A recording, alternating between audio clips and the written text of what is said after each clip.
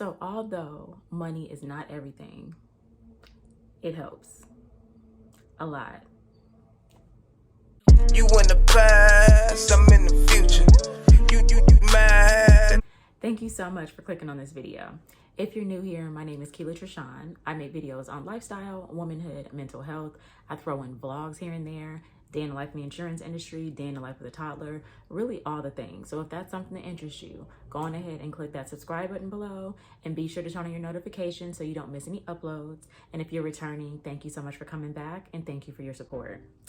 Okay, so as I prefaced, I want to talk about being a woman in corporate America and getting the money that you deserve. Now, we all know that a lot of times as women, we are not paid our worth. A lot of it is because we're lowballed and we just kind of sometimes accept that position. And a lot of us just don't know how to ask for or price ourselves appropriately. So I'm here to just kind of open up that conversation and give you some pointers and tips on how to make the most of your life if you are working for someone. Not everybody wants to be an entrepreneur, so if you are still working a 9-to-5, that is perfectly fine, but why not get paid the most you can get paid in whatever industry you're in? So this is something that you struggle with, or if you're just simply interested in hearing about my perspective on the topic, definitely go on ahead and stay tuned. Okay, so my first tip in theory is actually very easy, but it's way easier said than done. And it's to get out of your own head. You really have to believe that you are worth making a decent living wage. That's like the first step. It's just like when they say that the first step to getting help, you have to acknowledge that you have a problem. This is gonna be the first step to you getting paid more in corporate America. You have to believe that you are worthy of a decent living wage. Now, the reason why I say that is because I feel like a lot of women, myself included, not now, but prior to, I was conditioned to think that I just deserved this lower wage. Not because I didn't believe in myself or whatever, it's just that sometimes the way things are marketed to us, we should just simply be grateful for having employment. You should just be grateful for having this. But it's like when I'm doing the job, you expect me to, go above and beyond. Well, if I'm going above and beyond, I need to be able to pay my bills with no problem. I need to be able to put food on the table, pay my rent, do what I gotta do with no issue. Like, I shouldn't be put in a position where I'm working my ass off for you and I'm not being paid like adequately. So the first step is going to be to understand and believe that you deserve to get paid what you're worth. Okay, so my second tip, which kind of ties in with number one, is to stop underestimating your skills. Stop underestimating what you bring to the table. I'm going to use myself as an example because obviously I know my work history the best, but I'm sure a lot of you can relate when I go into some of these details. So as you know, if you watch a lot of my videos, most of my jobs have been like customer service based. So I worked in banking, I worked in automotive, and now I'm working in insurance. And all of it for me has been customer facing. So a skill that I would say perfected over the last 20 some odd years is being able to let a customer know exactly what I can do and what I cannot do, letting a customer know how they can and cannot talk to me, but also still keeping that customer service, like still treating the person with respect, not having things escalate, giving them what I can do in my power, but kind of like setting that boundary like, hey, you're not gonna talk to me this way, you're gonna treat me with respect, and this is what I can do for you, that kind of thing. Believe it or not, that is a skill. When I am de-escalating situations, I'm making my manager's job easier. I'm making the company's job easier because we are minimizing complaints. We're minimizing Better Business Bureau, issues, things like that. So I'm sorry, but you got to pay for that. That is a skill. And that's not something that I learned overnight. That's something that I had to perfect. It took a lot of trial and error. So when you are thinking about the skills that you bring to these different positions, especially if you've been in the workforce for a little bit, like, give yourself some credit. A lot of these skills that you have, like, it's the day in, day out doing it and the day in, day out perfecting it that the company is paying for. Like, it would be much easier for you to pay me what I'm worth than to hire a couple of maybe cheaper employees. And I don't say that in a derogatory way, but I'm saying cheaper as in they're asking you for less, that don't have the skills and end up causing you more issues in the long run. So stop underestimating what you bring to the table and start really looking at your skills and putting a dollar amount on that. Okay, so when we start talking about the money, it's really hard to kind of know what to ask for and what the ballpark is if you haven't done your research. So my third tip is to research whatever industry you're in and whatever market you're in, and see what the average going rate for that position is. So I'll use myself again as an example. I work in the insurance industry, and whatever positions I'm going after, I'm looking at okay, what is the low range of this position? What is the high range of this position? What's the average? I need to know that so then I know what to ask for.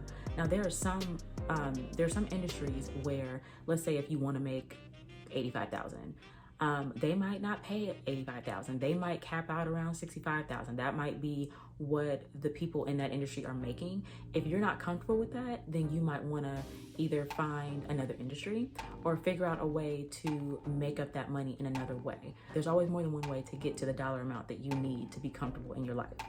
Now, for me, I go into interviews, I go into situations knowing what the going rate for that role is. So if you lowball me, I already had that in my mind, okay, you're trying to offer me something that is not industry standard. So that's something that I'm comfortable in bringing up to an employer because I've already done the research before we even get to the money. So that's gonna be my third tip. That's my third tip. Make sure that you are doing your research because it's hard to know how high you can go if you don't even know what that range is. Another thing is you don't want to shortchange yourself because you might have a dollar amount in mind. Let's say you're looking for 65, but on the high end of this and with the skill set that you have, they will pay you up to 85. If you go in asking for 65, guess what they're gonna give you? They're gonna give you 65. And then you're gonna be mad later on when you learn that you could have gotten 85, So just make sure that you're doing your research because being informed will help you to make the best decisions possible, and it'll empower you to ask for the money that you deserve for the role that you're looking for. Okay, so piggybacking off of the last tip, my fourth tip is going to be to ask for your price.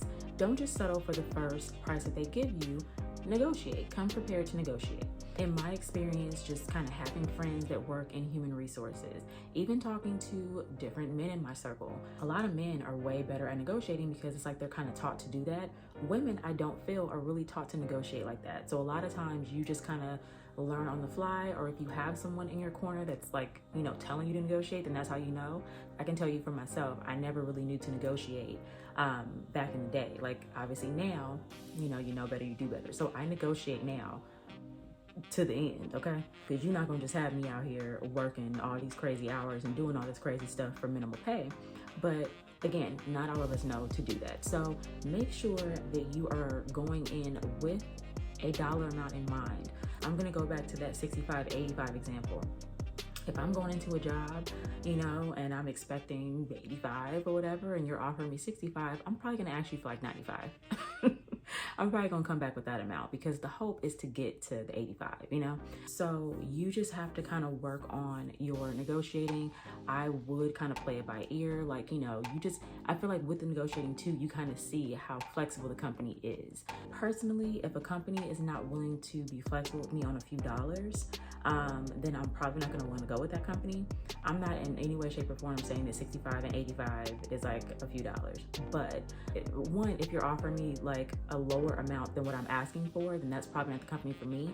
But if you are willing to meet me at my dollar amount, then we might have something to talk about.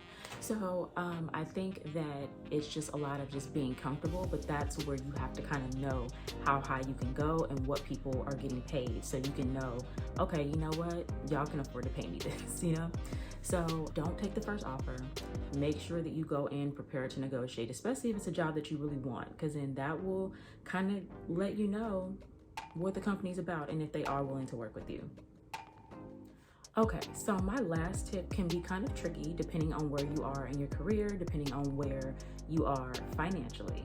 But my final tip is to not be afraid to walk away from a company that's not willing to give you the dollar amount that you want. I am a firm believer that if I can't get it here, I'm gonna be able to get it here. Now, speaking of my journey in the insurance industry, the first company that I worked for was known for kind of lowballing the employees. It was known as a company that was stable, that had good benefits, but they paid pretty low in the insurance industry. Now, this is a position that I was in because I did not do my research. I was just trying to get into the insurance industry, and I was trying to get something stable because the industry I was in prior just wasn't really that stable.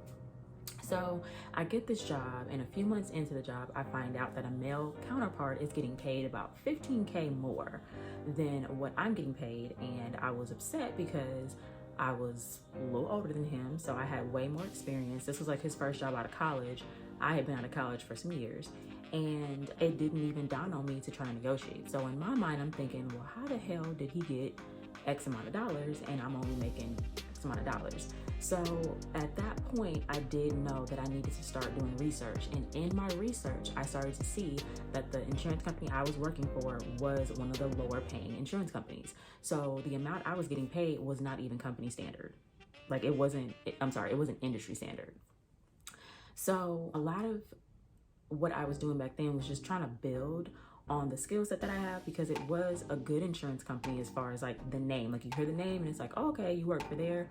Okay, so you know what you're talking about. Like it had a reputation for, you know, training their employees really well. So you're marketable if you choose to stay in insurance, but you're not gonna get rich there, you know? So at that point, I knew I needed to start making moves if I wanted to get to an acceptable dollar amount for the amount of work that they're expecting out of me.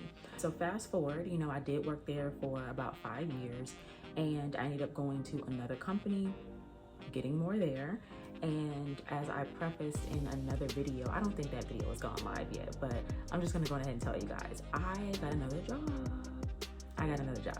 And let's just say I used all of these skills that I was just kind of telling you guys about, all of these tips, to get a pretty significant increase in pay to do a field position.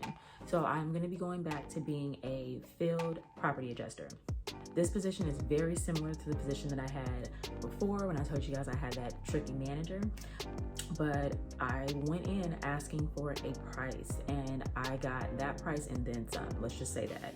So it ended up working out very well, but I was prepared to not take the position if they were not willing to give me the dollar amount that I was asking for. The reason why I say that is because when you know what you bring to the table, when you know what the job entails, you kind of become less tolerant of anything less. So I know that, you know, industry standard is a certain dollar amount. You're not gonna pay me that dollar amount because I actually have experience. That's starting dollar amount. You're gonna pay me X amount of dollars. And if you don't wanna pay me X amount of dollars, that's completely fine. Your prerogative, because it's your company. But then I'm just gonna stay where I'm at until I find a position that works for me. I've built my resume, and I built my skills to a point where I can do that now. I can turn down positions that aren't going to give me exactly what I'm looking for. And that's where you eventually want to be. If you're going to be in corporate America, again, there's so much like talk about being an entrepreneur, right? Which I completely respect. I would love to be an entrepreneur, but as of right now, I am still in corporate America and I'm okay with that. But I have so many skills and I have such an extensive resume just with all of the jobs that I've had, all the customer service that I've done. You're going to pay me. If you would like me on your team, you are going to pay me, because I already know training is usually cool. You know, the first like several weeks is cool, but then eventually you start getting into the nitty gritty. And when you get to that point, you don't want to be looking back like, damn, I should have asked for more money, or damn, I'm not getting paid enough. I'm not going to say that I might not get to a point where I'm thinking, I'm not getting paid enough, but I can say that I've built my salary, like pretty much going from company to company. I've built my salary to a point that is overly acceptable for the types of skills that I have. So I say all that long-windedness to say that if you are, you know, considering moving to a different place, don't jump out of one pot to hop into another pot. You know, like if you're going to move companies, you need to make it worth your while, and you deserve to get the pay that you want. So if the company is not willing to work with you, or if they're just simply, if you are out of their pay range, let's say that, don't be afraid to say, you know what, no thank you. Either refer somebody to them that price range works, or, you know, respectfully decline and keep looking. But there are jobs out there that will pay you what you're worth and what you're asking for. All right, you guys, so that is all that I have for you today. I really hope that this information helped. I hope that it was empowering, and my biggest goal is just to make sure that as women, we know that we don't have to just accept what is given to us. You are powerful and you are able to ask for what you want and what you feel you deserve.